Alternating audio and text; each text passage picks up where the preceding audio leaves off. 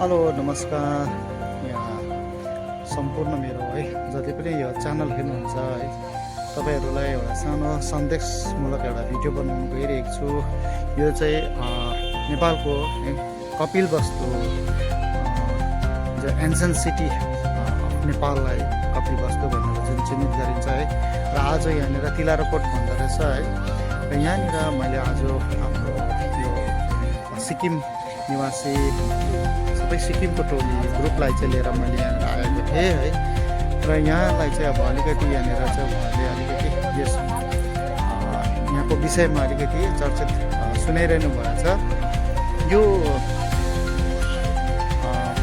उदान भन्दो रहेछ यो ठाउँलाई चाहिँ र यहाँनिर चाहिँ भगवान् बुद्धले चाहिँ यहाँनिर चाहिँ पहिलोचोटि चाहिँ इन्लाइटेड भएर चाहिँ यहाँनिर आउनुभएको रहेछ र राजा सुदर्शनले चाहिँ धेरैचोटि उहाँलाई चाहिँ रिक्वेस्ट गरेको रहेछ र यो यहाँनिर चाहिँ अब आएर चाहिँ यो फेरि राज सिंहासन है चलाउनु पर्छ भनेर एउटा उहाँले भन्नुभएको रहेछ आफ्नो छोरालाई।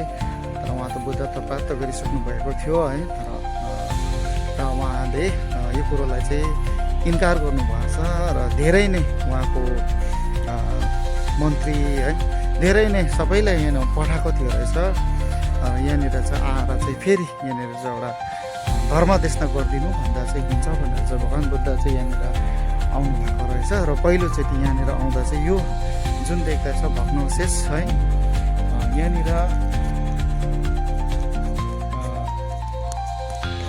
भग्नावशेष यो जुन देख्नु भएको छ यहाँनिर चाहिँ यो चाहिँ 3 महिनाको है समय अवधिभित्रमा चाहिँ निर्माण गरेको रहेछ। यो बुद्ध विहार भनेर चाहिँ यसरी चाहिँ नामाकरण गरेको रहेछ र एकदमै यहाँनिर आज वर्ल्ड हेरिटेजमा चाहिँ अब यो पनि गाभिएको रहेछ है र यसरी संरक्षण गरेर चाहिँ राखेको छ।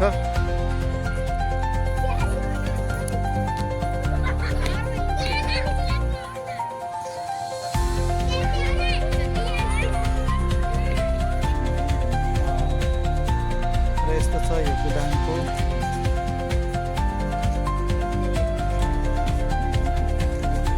जग्गा जग्गाबाट चाहिँ है यसरी चाहिँ आएर बुद्धको शिक्षा मात्र नभएर के कस्तो अध्ययन गर्नुको क्रममा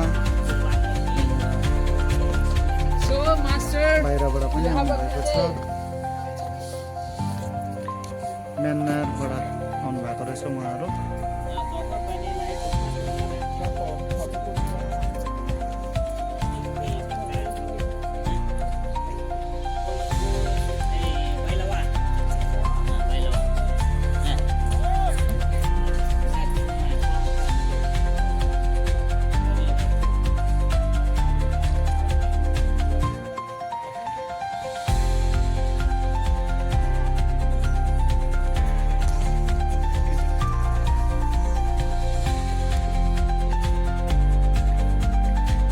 एक राउन्ड चाहिँ हामीले यसरी कोरा गरिरहेको छ। यो त्यो समयकालीनको है बुद्ध विहार बनाइदिएको